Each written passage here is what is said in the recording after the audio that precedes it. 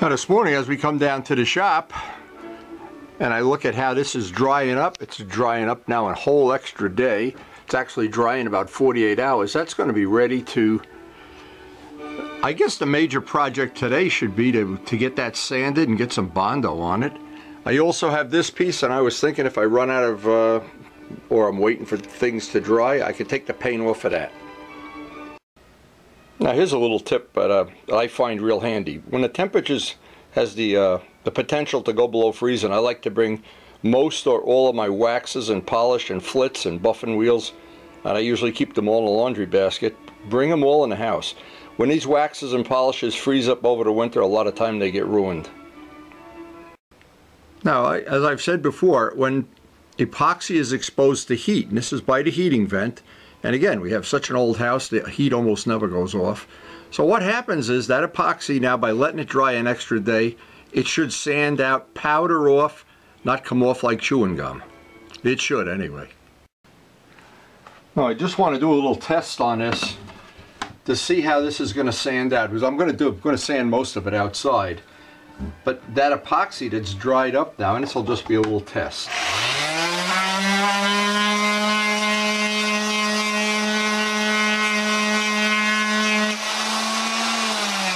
And this is a test you can do. Usually if you let epoxy dry one day, yeah, come on, stop already. But when it comes off like powder, when it powders off, it means it's probably pretty much ready to do some sanding. So in the time I have available here, and you never know when that could change in a heartbeat, I'm going to try to do this with the power sander, get as much as I can off, find the high spots, then do the final part with a sanding block, and I want this whole area to be sanded as smooth as possible before I put the first Bondo on. Remember, the thing I'm trying to do is minimize the Bondo. Now I'm going to try to do a good part of the sanding, the power sanding out here. It's not raining right now, but it sure looks like it's going to rain.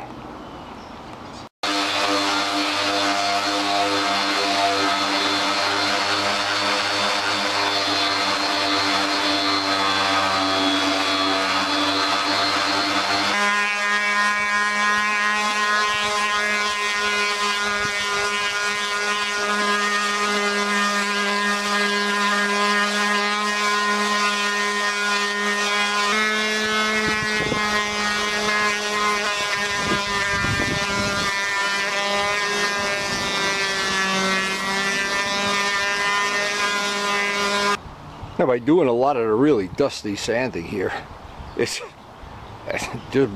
just saves the cleanup time in the shop.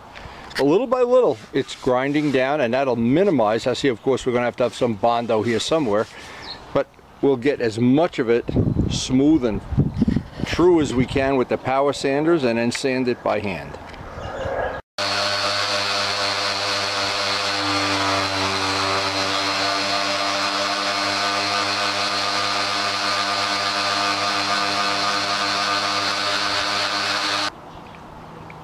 Well, it took almost 2 hours to get half of it sanded down, but from the way this laid out, and I've really had to do a lot of shaping and grinding, there's going to be, I hope, a minimum amount of Bondo in here. Ultimately, I think that's going to be fine. We just have another 2 hours of sanding, but I need a cup of coffee or something. It's chilly out here, it's damp, and I'm using up a lot of sandpaper.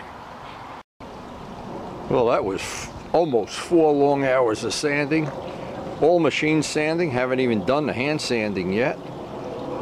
I need to, but that's ready for the Bondo now. I'm just thinking how I want to get, see, I didn't want to use paint remover up around the Bondo and everything. You never know what the hell's going to happen when you start doing that. So I think what I'll do is, a little bit of time I have left here, I can get some of this paint off the bottom, although that's not critical. See, what's critical here is I want this part here to really be nice. So it'll probably be several things of Bondo to get over that and to get it smooth. Not as easy as it looks on the video. Well, we got the whole part roughed in. Now, we really beat the raindrops too. It was looking like any minute we were going to get rained on, but we did not get rained on. So I'm going to bring this inside, do some final sanding, and get some Bondo on it, and that'll be it for today. This was a long day. Boy, you don't see how much sanding and how much work I did on this. This is a really unbelievably long day. Now it's good to finally be in out of the cold. And what I want to do, I want to cut up some pieces of sandpaper for my sanding block. I want to use a hard block first, then a soft block, and then do the final bit by hand. And then I'll be ready to put, actually by the end of this day, I'll have some Bondo on this. And I think this is going to take, this is 180 sandpaper, by the way, industrial grade, not the stuff you buy in Lowe's. And so what'll happen is, each coat of Bondo, if I can get it on thin, see, the whole thing is, now I've eliminated to where I probably I'll have less than a spoonful of Bondo here in this whole job. And that to me is really, really important. Now, I looked at this and I probably, realistically, could do this with more epoxy. But a little bit of Bondo like that doesn't give me any concern. It's when you have giant, giant amounts, it's crazy. Now this being a hard block, see, I've done enough carving and sanding of parts, basically mostly balsa wood, that I know when you're doing this kind of a job, you look at it and you don't really see what you need to see. You need to run your hand over it and you can find the spots where it doesn't match up or where it isn't perfect or something like that, and that's where the hard block comes in. Now one of the things is there's a little bit of a V shape here that goes out into this part here. And by sanding with a hard block first, you get basically a good rendition of the shape.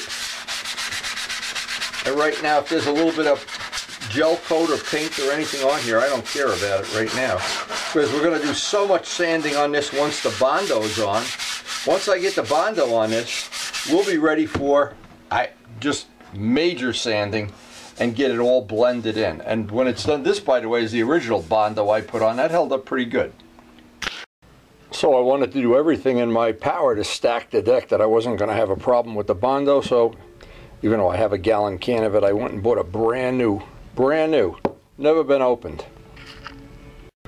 So some information about Bondo that you might not know. I always try to pass on information that I think some people may or may not know, or all of us, and we're always trying to share information anyway.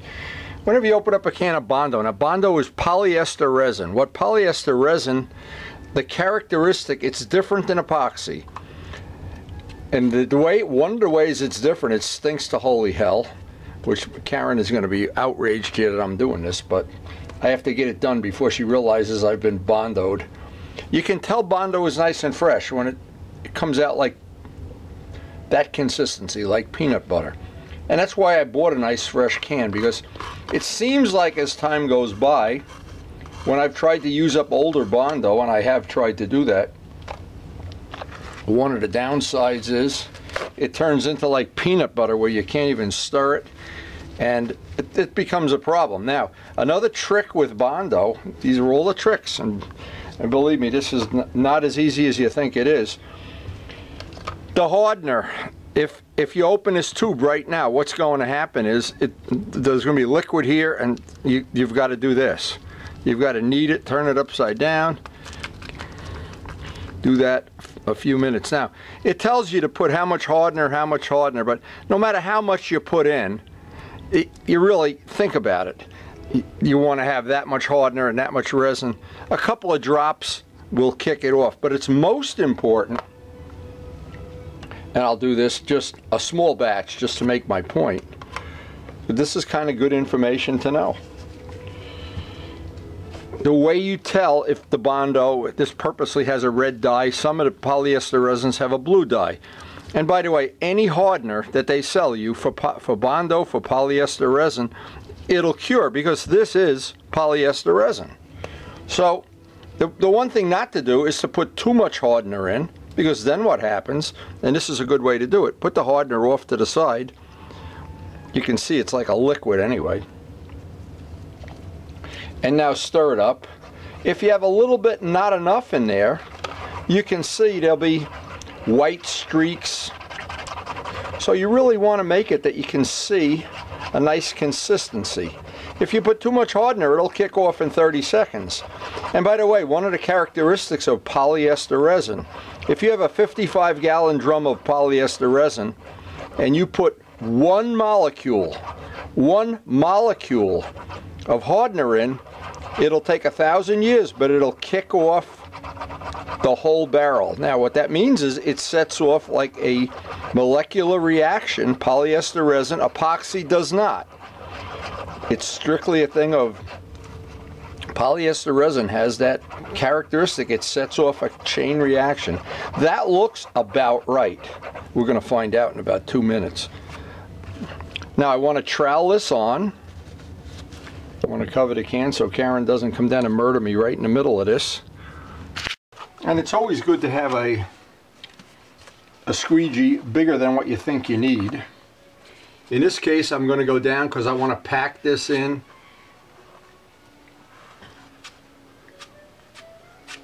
And if you're doing this and you see any white streaks, you know you didn't mix it long enough. And it's always better in this case, or in any case, to put on a lot of thin coats. Not try to do it all in one coat. And as I said before with Bondo, there's times you think you have it perfect, you buff out the paint and you look and there's a hairline crack, and now it's really difficult to fix that. Anyway, we're going to trowel this on. Always put a little more than you think you need on, because with #1 Bondo, what's good about it, it sands pretty easy by hand, even if you don't use a machine. Again, it's like putting spackle compound on.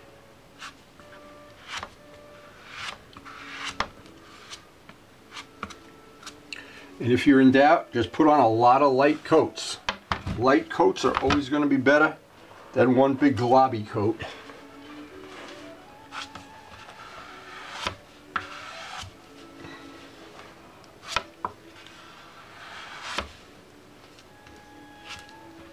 Now, there is a characteristic of Bondo that you, in theory, 5 minutes from now, 10 minutes, and if you're in sunshine on a hot day, you can put it out in the sun. Heat will help kick it off, of course. Any polyester resin that's true of. But in our case, because we're at the end of a very long work day, we're just going to let this sit up by a heating vent overnight. Come back to it tomorrow, and what that buys us, the thing that you get by doing it that way, there's no way this will not be cured. It'll definitely be cured by tomorrow. Another good tip, I always write on it, whether it's paint or in this case Bondo, this is a new can, because a year from now I won't remember. Other people will bring supplies in, take supplies out. Always good to write it down. Now what I did, I put on 2 coats, about a half hour apart, nice thin coats. That's going to dry up overnight. Now, not necessary. I know if we were working on a hot 70-degree day, you could go outside, and probably an hour from now you'd be able to sand it. But the same test applies to epoxy and to polyester resin. And that is, you sand it, and if there's chewing gum in the sandpaper, you got to let it sit. In my case, because I'm not in any rush, and we have so much more work to do on this. This was a really big session here today. Because I'm not rushing on this like a body shop would to get the car out the door, letting it sit up by the heating vent overnight will just make our job a lot easier tomorrow or the next day we get to work on it. So I hope you enjoyed watching the video and picked up some good information for your next restoration. And all I can say is good work takes time. So again, thanks for watching, and hope you enjoyed the video.